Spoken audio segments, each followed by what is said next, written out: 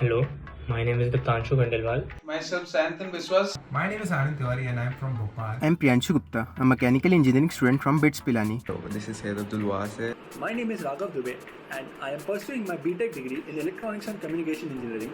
I joined this workshop to get an in-depth knowledge of how an EV works and to get my hands clean on softwares like SolidWorks and ANSYS. I have also gained my level with softwares introduced like ANSYS and SolidWorks. I just completed the 21-day workshop conducted by Technology on EV drive, and I learned a lot seriously, like SolidWorks And other designing softwares for designing a e-vehicle.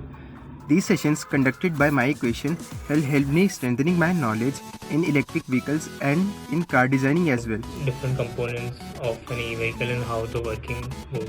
and the teachers were like very good. They are doing great. Plus, I got to know about this design, production, and everything. People came from Mercedes, Kaya, and Lamborghini, and they were like top notch.